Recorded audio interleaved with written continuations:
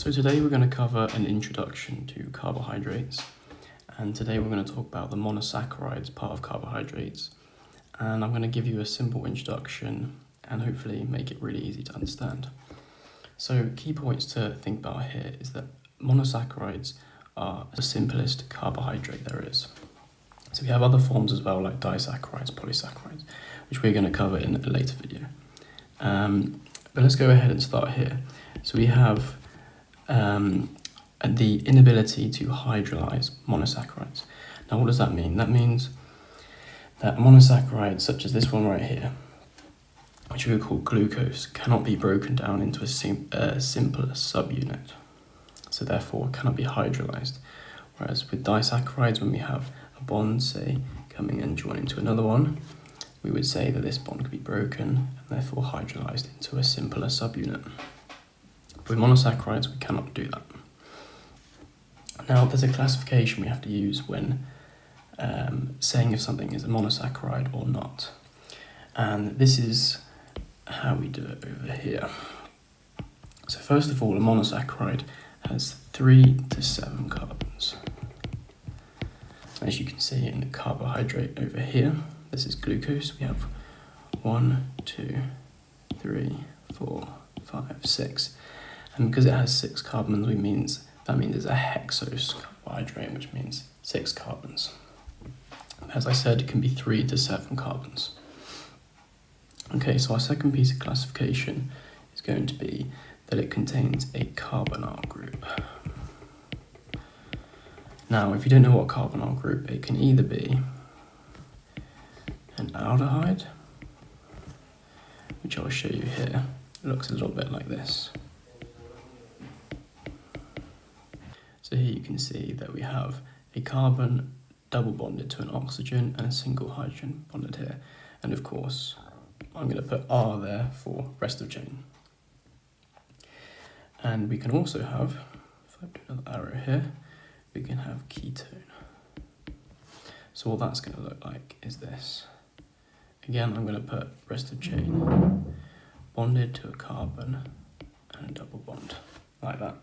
And this can obviously be in the middle, so we could have the other rest of the chain and so on. So these are 2 carbonyl group possibilities for our monosaccharide.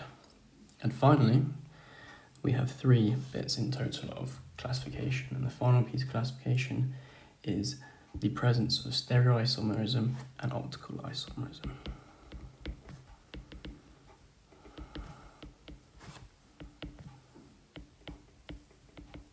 Now, I'm not going to go into this right now because this will be in a later video, as it can be quite tricky in itself. So optical isomerism we'll make a video on, and the same with stereoisomerism later on in our carbohydrates topics. But essentially that is a key point for when we are classifying a monosaccharide. So we're now going to look at naming of carbohydrates, specifically monosaccharides of course. And we're going to use this rule here that I've written out, which is prefix plus prefix plus suffix. This makes it very, very simple and easy to remember. And we're going to begin with the prefix of the number of carbons. I'm going to put this here. You'll understand why it's in the middle in a minute. So put a number of carbons there. So what this means is, if you remember from before, we have 3 to 7 carbons in a monosaccharide. That was part of our classification. So if I put over here prefix number of carbons, how this is going to work? I put 3, 4, 5, 6, and 7 carbons, and these are going to be the prefixes. So we're going to have tri, tetra, pent, hex, and finally hept. Now you'll probably remember these from other parts of chemistry and biology and whatever other subjects you might be taking. But obviously these are going to be the prefixes for the number of carbons on the monosaccharide. So that's going to go in the middle essentially, and then a suffix always is going to be plus os, and we can put another s for plural, so osis. So essentially we have triose, tetrose, pentose, hexose, and heptose as our naming for monosaccharides. And then if you look over here, we have one more prefix remaining, and this is to do with the classification of whether it has the carbonyl group aldehyde or the carbonyl group ketone. So I'm going to put this down to here and explain how this works. So if we have an aldehyde, if you remember, this one looks like this. We're going to add the prefix aldo. And if we have a ketone, which remember looks a bit like this, we're going to name it keto. So if I give you an example, say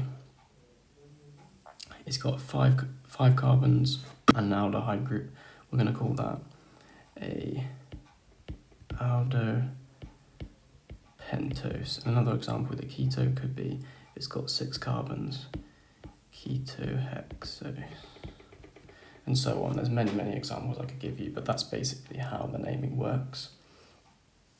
And that's essentially it for the introduction to the monosaccharides. In the next videos, we're going to talk about the stereoisomerism I mentioned earlier, and of course the optical isomerism, which can be a little bit tricky, but I will explain it very simply.